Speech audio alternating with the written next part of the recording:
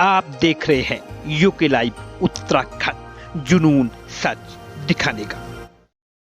नमस्कार, मैं ज्योति डोभाल और आप देख रहे हैं यूके लाइव उत्तराखंड। आज हम टिहरी के लोकप्रिय जिलाधिकारी महोदय की धर्मपत्नी श्रीमती प्रज्ञा दीक्षित जी के आवास पर हैं। हम उनसे जानेंगे, उन्होंने यहाँ पर प्रज्ञा फाउंडेशन महिलाओं के लिए कुछ कर गुजरने की, महिलाओं के लिए एक जज्बा जो उनके मन में है, गरीब महिलाओं के लिए उनके मन में जो जज्बा है कि उनके लिए कुछ करना है, कुछ कर गुजरना है, उसको लेके उन्होंने अपना एक प्रज्ञा फाउंडेशन यहाँ पर 1 साल पहले ही खोला है। और उनका कहना है कि इससे पहले भी मैं सोशल वर्कर का काम करती थी, परंतु प्रज्ञा फाउंडेशन मैंने इसलिए खोला ताकि यहाँ पर महिलाओं के लिए कुछ मैं कर सकूँ। तो आज हम उनसे जानेंगे कि प्रज्ञा फाउंडेशन के अंतर्गत या प्रज्ञा फाउंडेशन के उसमें वो क्या क्या काम करना चाहती हैं। तो मैम, आपका स्वागत है। Thank you. मैम, सबसे पहले मैं जानूंगा कि आपके मन में कैसे ये विचार आया कि मुझे यहाँ पर एक फाउंडेशन खोलना चाहिए और महिलाओं के लिए कुछ कर गुजरने की क्या योजना आपके अंदर थी? महिलाएं हमारे समाज में सशक्त नहीं है शुरू से ही। आप देखिए, एक समाज अगर डेवलप्ड है या नहीं, वो इसी से पता चलता है कि वहाँ महिलाएं और बच्चों का क्या स्थिति है। और गरीबी साथ में एक ऐसा फैक्टर रह जाता है, सुविधाओं का अभाव होना, कि महिलाओं को और बच्चों को आगे बढ़ाना ज़रूरी हो जाता है। तो ये देखते हुए मैंने सोचा कि एक फाउंडेशन शुरू करती हूँ जिसमें महिलाओं को हम रोज़गार भी दिलवाएंगे, उन्हें मेंस्ट्रुअल हाइजीन के बारे में भी बताएंगे और मेंस्ट्रुअल हाइजीन प्रोडक्ट्स जो कि इको फ्रेंडली है उनको वो भी हम दिलवाएंगे। तो मैम, मैं ये जानना चाहूँगी कि आपका क्या क्षेत्र है, मतलब किस क्षेत्र में आप काम कर रहे हैं और इसके अंतर्गत किस कैटेगरी की महिलाएं आएंगी? ऐसी महिलाएं जिन्हें फ़िलहाल मेंस्ट्रुअल हाइजीन प्रोडक्ट्स नहीं मिल रहे हैं, जो पीरियड पॉवर्टी, एक ही कंसेप्ट अब सामने आया है, पीरियड पॉवर्टी से पीड़ित हैं, तो उनको हम मेंस्ट्रुअल हाइजीन के बारे में बता रहे हैं, सर्विकल कैंसर के बारे में अवेयर कर रहे हैं, साथ में हीमोग्लोबिन और ब्लड में आयरन लेवल्स अच्छे होना कितना ज़रूरी है।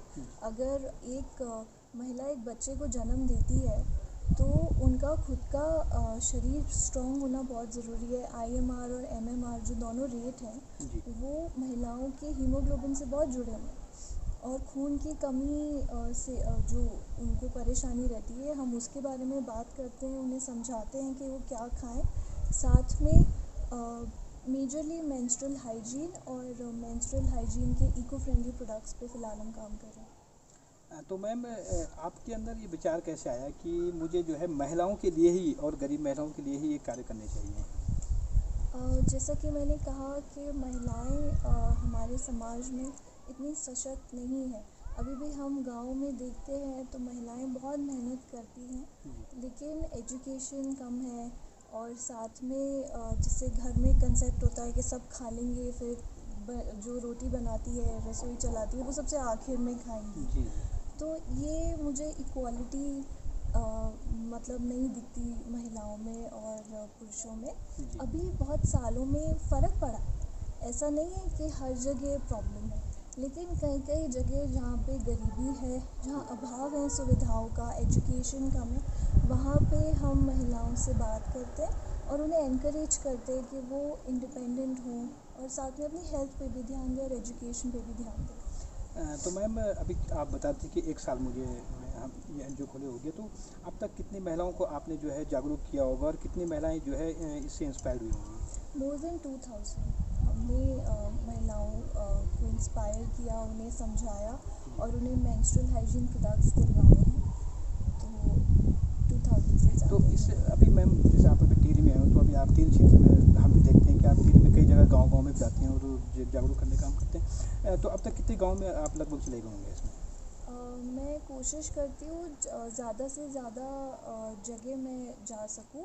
जैसे गांव तो बहुत बड़ा होता है, लेकिन गांव में कई स्टॉप हम डिसाइड करके जाते हैं। तो एक भी अगर गांव में जाते हैं तो 2 से 3 जगह जाते हैं। बच्चों के स्कूल भी जाते हैं, बच्चों के आंगनबाड़ी में हम महिलाओं को बुलवाते हैं और वहाँ पे वो एक सेरेमनी करती हैं, गर्भवती महिला को बुला के उनको हम हेल्थ के और आयरन के पोषण किट्स देते हैं।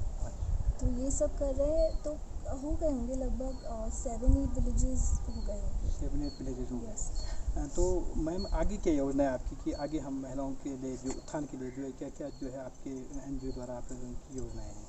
फ़िलहाल हमने टेहरी में मेंस्ट्रुअल हाइजीन पे ही काम शुरू किया था।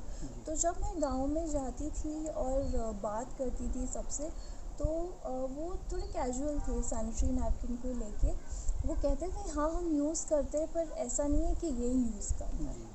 तो फिर वो बताते थे कभी कपड़ा यूज़ कर लिया, कभी क्लॉथ यूज़ कर लिया, क्लॉथ पैड्स अलग तरह के। तो ऐसे भी महिलाओं के बारे में मुझे पता चला जो सूखे पत्ते भी यूज़ कर लेती थी। तो ये सब को देखते हुए हमने उनको और अवेयर किया और हमने उन्हें पैड्स दिए और कहा यूज़ करके देखिए इफ़ यू लाइक इट और नॉट। और हमने फिर ज़्यादा पैड्स उन्हें दिए जिससे वो उससे हैबिचुअल हो जाए। और फिर हमने ये भी देखा कि जो मेंस्ट्रुअल वेस्ट है, जो गंदे सैनिटरी नैपकिन्स है, इसको डिस्पोज़ करने का कोई सही तरीका नहीं था। तो फिर टेहरी में मैंने एक प्रोजेक्ट रेड नाम से प्रोजेक्ट शुरू किया और उसमें मैंने नगर निगम और डिस्ट्रिक्ट एडमिनिस्ट्रेशन से मदद ली और मैंने उन्हें ये कहा कि अगर गीला और सूखा कचरा जो गाड़ी में अलग होता है, क्योंकि उसमें सेग्रीगेटेड कंपार्टमेंट्स हैं, तो बस उसमें एक और कंपार्टमेंट लग जाए सैनिटरी वेस्ट के लिए, जिसमें मेजरली मेंस्ट्रुअल वेस्ट और बच्चों के डायपर्स, क्योंकि वो दोनों का मटेरियल सेम होता है, ये दोनों डले। तो फिर आई एम वेरी थैंकफुल यहाँ पे जो ULB है उन्होंने ये चेंज लाया। शुरू में विधि विहार वार्ड में उस एरिया में चलने वाली जो वेस्ट कलेक्शन व्हीकल थी उसमें चेंज हुआ। तो फिर हमने देखा 2 महीने में 50 kg से ज़्यादा वेस्ट इकट्ठा हो गया और हम लोगों ने एक चैनल क्रिएट किया। वो चैनल ये था कि सैनिटरी वेस्ट जो है वो बॉक्स में डलता था और वो सारे कूड़े के साथ नहीं फेंक रहा था, वो अस्पताल के कूड़े के साथ फेंक रहा था।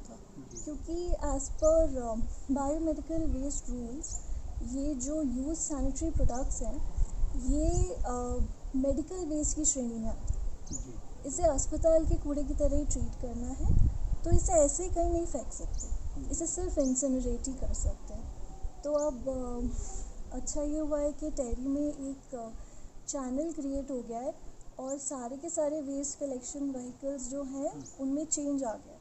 उसमें वेस्ट कलेक्शन का जो सैनिटरी वेस्ट का बॉक्स है वो अलग है और ये सारा अस्पताल के कूड़े के साथ फिकता है and then it is collected और उसको एक गवर्नमेंट ऑथराइज्ड इंसिनरेटर में इंसिनरेट कर दिया जाता है। तो अभी 1 साल ही हुआ है ये होते हुए एंड 6 टन से ज़्यादा इकट्ठा हो चुका है। अच्छा, 6 टन से ज़्यादा जी। और ये जो सारा वेस्ट है इट इज़ नॉन बायोडिग्रेडेबल। एक यूज सैनिटरी नैपकिन को 500 से 800 साल लगते हैं डिकम्पोज होने में।